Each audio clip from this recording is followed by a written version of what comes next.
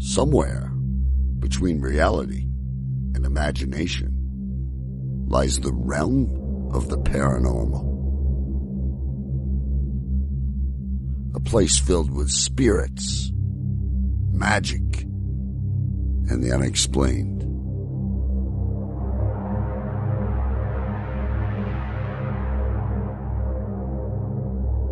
Come with us on our journey to discover if the stories are true or if they are all just smoke and mirrors.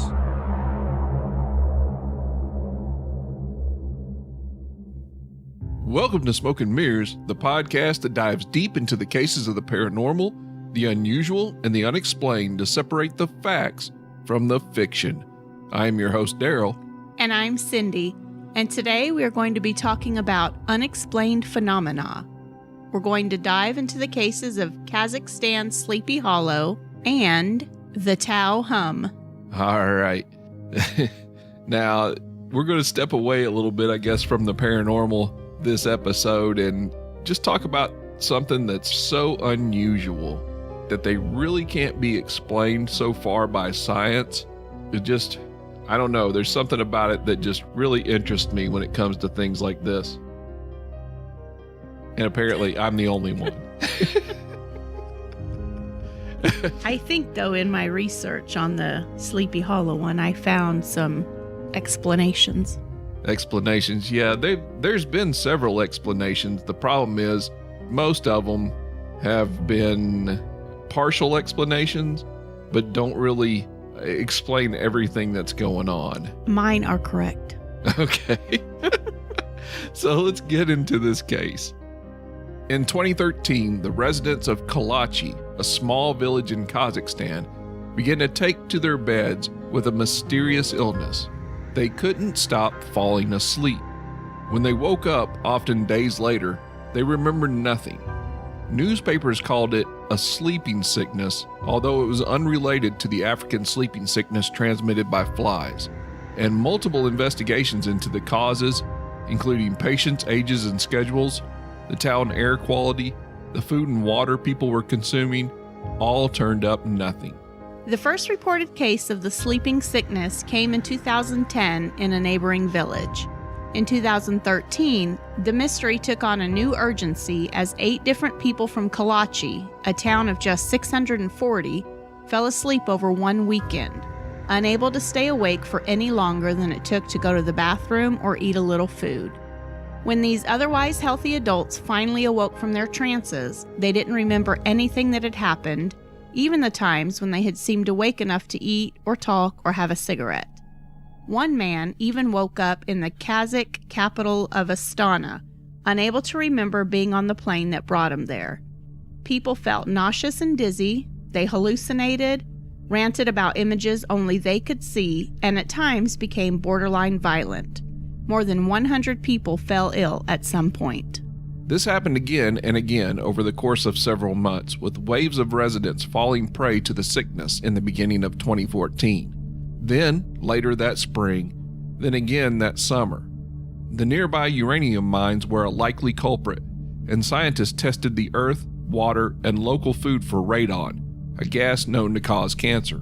The air was tested for carbon monoxide. People's hair and fingertips were tested for radiation. Doctors could find nothing wrong with the patients and no factors to tie them all together.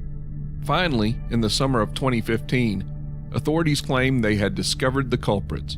High concentrations of carbon monoxide and hydrocarbons coming from the mines caused a lack of oxygen in the air in the area. By the time the announcement came in the summer of 2015, 150 people had already moved away, while another 240 were on the list of people seeking resettlement. Still, a radiologist who had been studying the outbreak said that the verdict was only the working theory, and that researchers were still studying the medical anomaly. In late December of that year, scientists from the National Nuclear Center of Kazakhstan confirmed this explanation. All right, so that was the official report coming from the government of Kazakhstan, was that it was carbon monoxide poisoning. I have some issues with with this theory.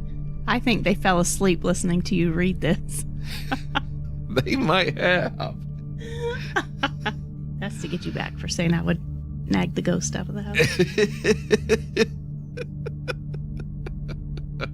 So I know you watched a documentary on this. So what do you think is going on here? Yeah, I watched something called Back to Sleepy Hollow, which was recorded in March of 2015. Some of the things they said in there, though, contradict some of the stuff that was found in what you watched. Just really like the number of people that lived there and the number of people that have left. I agree with the high concentrations of carbon monoxide and hydrocarbons coming from the mine being the reason. Because they had an interview with two gentlemen that had worked at the mine the entire time and were there when it shut down. And they said that in one of the mine shafts, shaft number 6, besides all the uranium and stuff that was down there, they dumped all of the chemicals that were left over from their chemical labs and all kinds of stuff down there, including 5 million cubic meters of water. So what they were saying was that probably what had happened was down there in that water with the uranium and the copper and the lead and the wood and all of the things that were down there, they fermented, for lack of a better word, I guess, and released gas that was 85% nitrogen and 15% carbon, and it had no oxygen in it at all. So what was happening to the people, which the physicians claim was happening because of a lack of oxygen getting to their brain, was probably a direct result of all this gas being pumped into the air without any oxygen in it. Okay, here's my issue with that. Well, if there's no oxygen, then there's no carbon monoxide, because carbon monoxide is CO. So that's a mixture of carbon and oxygen, one molecule of carbon to one molecule of oxygen. That's what carbon monoxide is. Here's the other problem I have with it.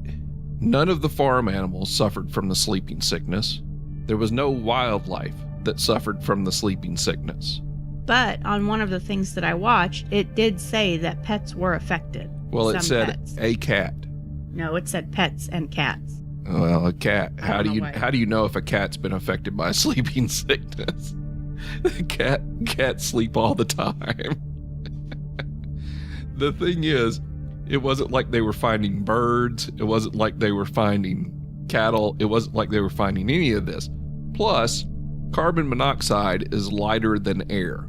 That means that when carbon monoxide is released into the environment, it's able to escape easily. It wouldn't be stuck at ground level. The only way it's going to stay at ground level, and this is the reason why it kills people in their homes, is because it fills up the entire room.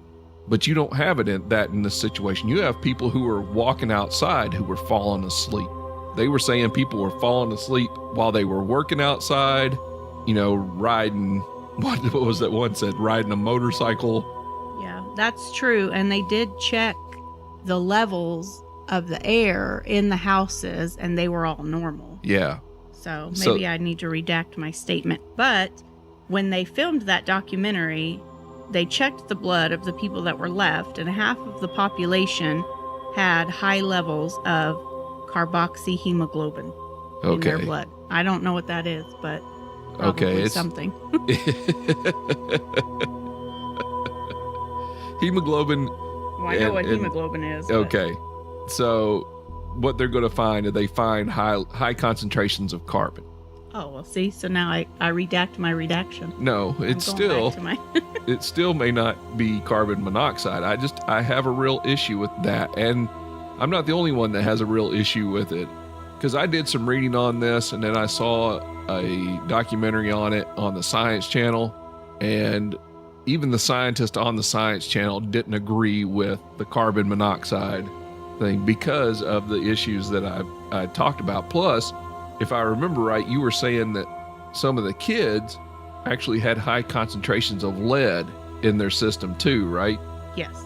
And the kids were the ones that when it was affecting them, they were having hallucinations, they were throwing up.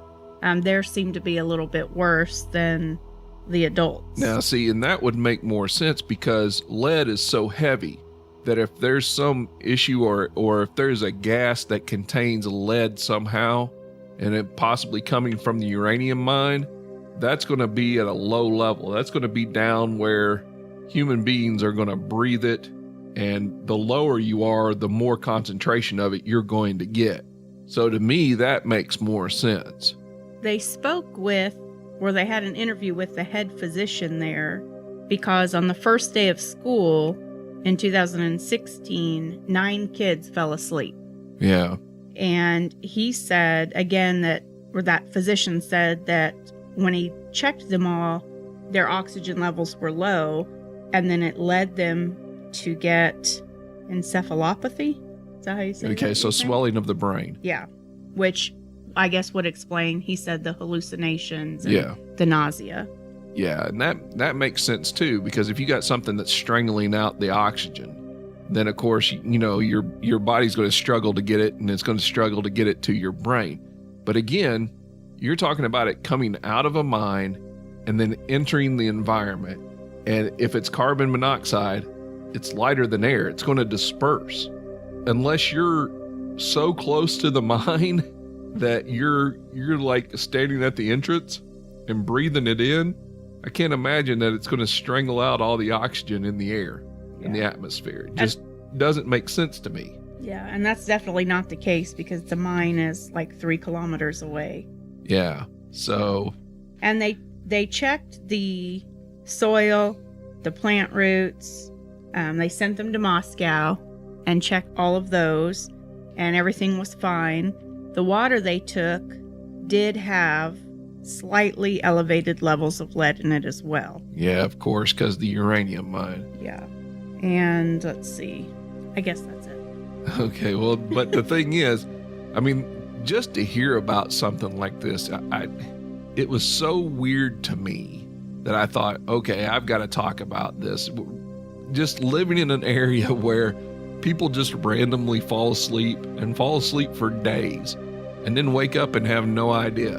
They just, no clue about what just happened or what went on or why or anything else. It was so bizarre that I thought, okay, well, hopefully this will make a good topic. Yeah, it's bizarre and it's scary. Yeah, it is scary. Especially, I mean, like that person that was riding the motorcycle and fell asleep. I mean, you wouldn't really trust yourself, I think, to do anything, because you would never know when you would fall asleep. So most of the people, the documentary that I saw said that there originally were 6,500 people in the town, and now only 95 families remain. Everybody else has left, and most of the people that left have small kids. So they left because they were worried about their children, and they've said, when their kids get older, they hopefully will go back. Yeah. So, I can't imagine. Yeah, it's crazy. All right, so the next thing we want to look at is something called the Taos Hum.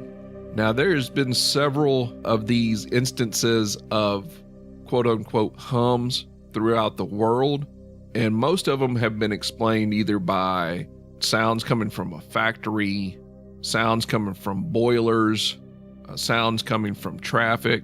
But in Taos, it's kind of a different situation because it's kind of rural and there's just not a lot to explain why this sound would be happening. So let's get into this story.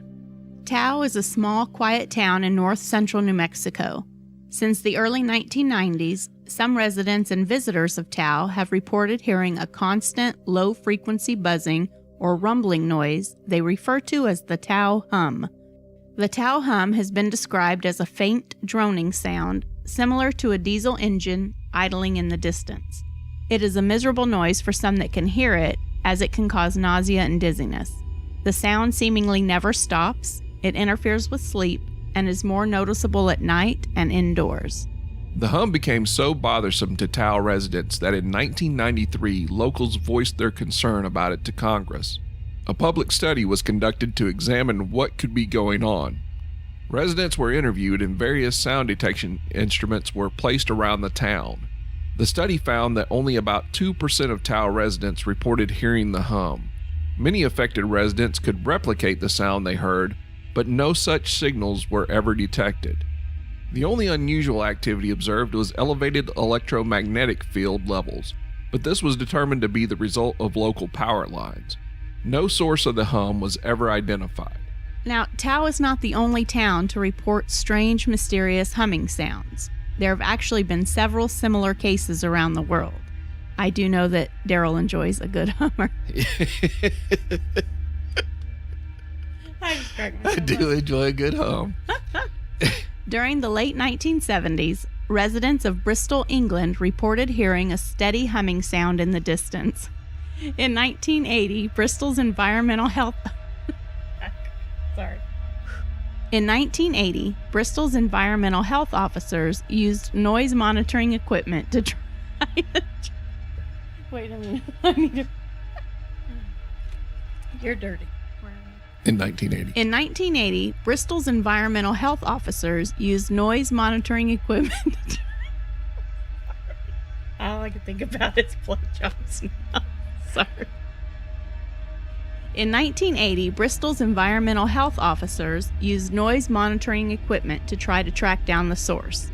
Though it was eventually blamed on automobile traffic and local factories, reports of the... I'm too much of a little boy to do this. Reports of the hum continue. I'm so sorry. Are you getting mad? I'm sorry. Just put your voice down. I was going to ask if you wanted me to just jam it in your lips. No, it'd be done with. Oh, it'll be done and over, and I'll stop thinking about it. Reports of the hum continue to this day, some 40 years later. And I still haven't climaxed. Okay, I'm done. The beachfront neighborhood of Bondi in Sydney, Australia has also had a hum for several years. As one resident told Australia's Daily Telegraph, it sends people around here crazy. Oh, you want me to walk away? Sorry. All you can do is put music on to block it out. Some people leave fans on. We also leave a fan on when there's a hum. A few years ago in Kokomo, Indiana, hundreds of residents reported hearing a hum, and the city's municipal government commissioned a study to investigate in 2003. Despite concluding the hum was caused by nearby industrial noises, reports of the sound continued even after noise restrictions were placed on the suspected factories. Industrial equipment is often the first suspected source of the hum, as was the case in Bristol and Kokomo. Now I was doing good stuff. Industrial equipment is often the first suspected source. That was your fault because I was doing really good. I didn't say a word. We're not ever going to get through this. Okay. Industrial equipment is often the first suspected source of... You're going to have to get a different co-host. Industrial equipment is often the first suspected source of the hum, as was the case in Bristol and Kokomo. Other possible explanations include high-pressure gas lines, electrical power lines, and wireless communication devices. There's also a theory that the hum could be the result of low-frequency electromagnetic radiation, which is only audible to some people. Other environmental factors have also been blamed, including seismic activity like microseisms, which are very faint, low-frequency tremors that can be generated by the action of ocean waves. Now, since it's been hard to verify environmental causes... Sometimes you have microseisms. They can be generated, though, by something else. I do also have a tremor. Now, since it's been hard to verify environmental causes, some have offered medical explanations for the hum. Tinnitus is one potential cause. This is the perception of sound when no external noise is present. Testing has shown that many hum hearers, however, have normal hearing. As a second theory, scientists have proposed that people who can hear the hum, like those in Taos, might have unusually strong hearing and are able to pick up noises that most other humans cannot. Psychologists believe it could be something altogether different. They believe it's possible the hum is simply an auditory hallucination, and that many people in the area are suffering from mass delusion, as the hum has been described as anywhere from a low-pitched drone to a high-pitched squeal. One of the leading conspiracy theories is that it's caused by HAARP, or the High Frequency Active Auroral Research Program in Alaska. HAARP transmits radio frequency waves for ionosphere research and creates both low-intensity, very low-frequency, and extremely low-frequency waves. Another theory is that it's a governmental mind control experiment. And lastly, it is believed by some that the government does secret underground drilling. Now, this, again, man, it's so bizarre to me that 2% of the population say they can hear the hum. And it's been that way in every instance of every town that the hum has occurred in. So no matter whether it was Windsor, Ontario, or Kokomo, or wherever, it's only ever been 2% of the population that actually hear it. And I don't know, for me, that kind of throws a monkey wrench into the idea that it's a mass hallucination. You would think that if you had a situation where there was a mass hallucination or an auditory hallucination, that the percentages of people would change based on the area. It wouldn't always consistently be 2%. Right. So, I'm not exactly sure what's going on. I know there are a lot of conspiracy theories. I even read one that said that it's from government testing secret weapons and that it's the hum coming from that and it's making people sick. And I mean, the one about the mind control was maybe my favorite conspiracy theory, just because, it's so far out there that it just made me laugh when I read it.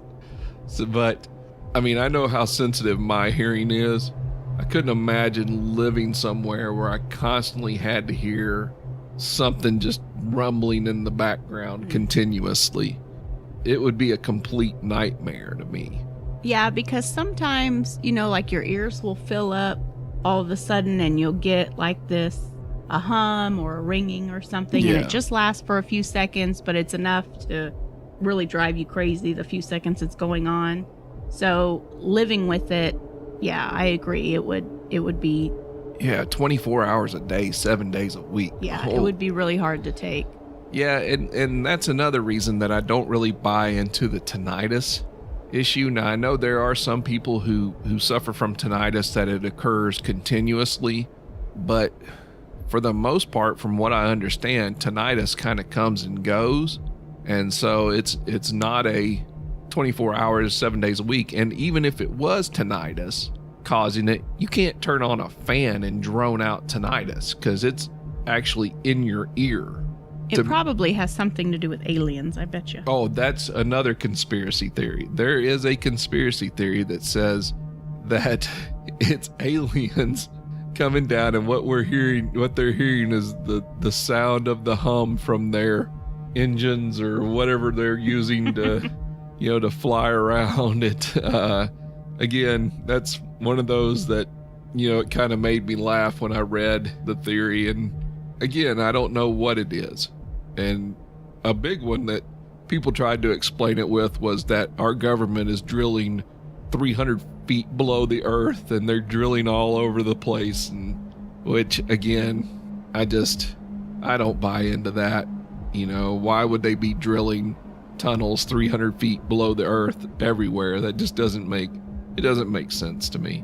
We should check on the map and see where exactly Taos is, because if it's close enough, maybe when we go out to Arizona, we can drive over there and see if we can hear the hum. Yeah, that'd be pretty neat. Yeah. We're going for the Hummer. I'll take one for the team. All right. Now, a couple of other small ones that I wanted to kind of talk about just a little bit. One is called star jelly, and there's another one that's kind of linked with it called angel hair. And what star jelly is this, it's like this sticky looking gooey substance that appears after meteor showers and other events where you have strange kind of atmospheric phenomenon. And It just hasn't been explained well enough for me to say, yes, they have an explanation for it. Now, explanations range anywhere from that it's frog guts and that it's worms or that it's frog eggs or anything, and a list of other things. But the problem with all of that is once this stuff hits the ground, it doesn't last but for just a couple of hours and then it just dissolves. And this, along with the angel hair, which is also another substance that's been linked to meteor events or strange anomalies in weather, is comes down almost like spider webs. It looks like threads. And if you touch it, they'll dissolve. And when they hit the ground, they only last for just a very short amount of time and it dissolves as well. There's so many things in this world that we just don't have an explanation for, which is what makes our world fascinating to me. You don't always have to look for the paranormal to find strange phenomenon. It did kind of look like eggs, though. Well, if it's falling from... You take a look at something like this, like eggs, where it's translucent. Well, what you got right there is a big old chunk of poopy. Yeah. A peanut's a dead giveaway. Yeah, it's like jelly's a good name for it, because that is what it looks like. Yeah, it looks like a clear, white, gelatinous substance. And it's probably coming from that town with all the Hummers. It might be. If I had to guess. There may be a definite link.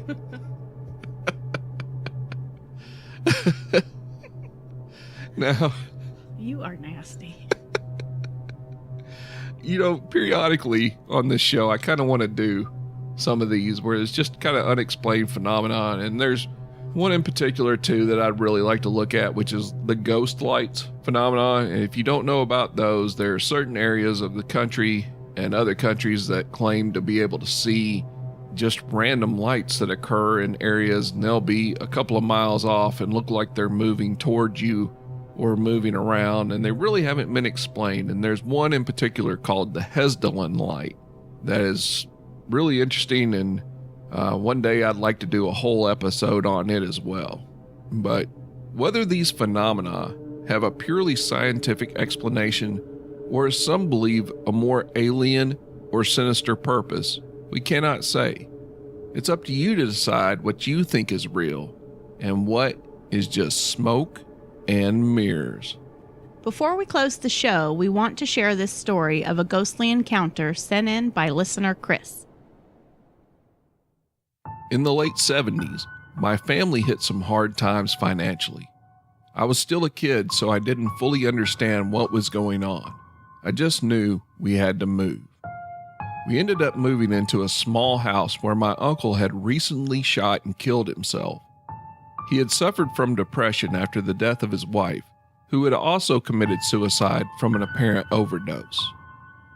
When we moved in, the house had not been thoroughly cleaned yet, and there was still a bit of blood on the walls and floor from his suicide. My sister and I were upset by this, but my mom assured us that everything was going to be fine. On the third or fourth night of living there, my sister and I, who were sharing a room in the tiny house, had secretly stayed awake in our room playing. Around 1 or 2 in the morning, someone knocked at our door. We were afraid it was our mother, so we jumped in bed and pretended to be asleep. Another knock, this time much louder, so I asked, "Who is it?" No answer. Again, another knock. At this point, my sister and I were pretty scared. Then, all of a sudden, the doorknob does a full rotation and snaps back as if someone turned it and let it go very quickly. I jumped up and ran to open the door, expecting to see one of my other sisters or my mother playing a trick on us. But the hallway was empty. I'm right behind you. I walked down the hall and peeked into the other bedroom. My 2 younger sisters and my mother were both fast asleep. We had several other strange things happen after that day, and needless to say, I was more than happy the day we moved out of that house. Thanks for joining us for this episode. If you like the show, help us grow by going to iTunes and leaving us a rating and a review, or leave us a comment on Spreaker, Blueberry, iHeartRadio, our YouTube channel, or on our website at www.paraphiles.net, where you can find podcasts, videos, and Parallelpedia, your source for everything paranormal. Or just search for Smoke and Mirrors Paranormal on your favorite podcast player. If it isn't there, let us know. We'll be happy to get it added for you. Also, you can find us on Facebook at Smoke and Mirrors Paranormal. Give it a like and join the discussion group so you can let us know what you think of the show. We'll be happy to respond. And if you want to keep up with the show on Twitter, follow us at Parapodcaster or at RapTN. Finally, remember to send in your stories of paranormal encounters, just like Chris, to smokeandmirrorspod@gmail.com. We would love to read those on the show. Thanks again so much for listening and subscribing. We hope you have a great night. Have a good night.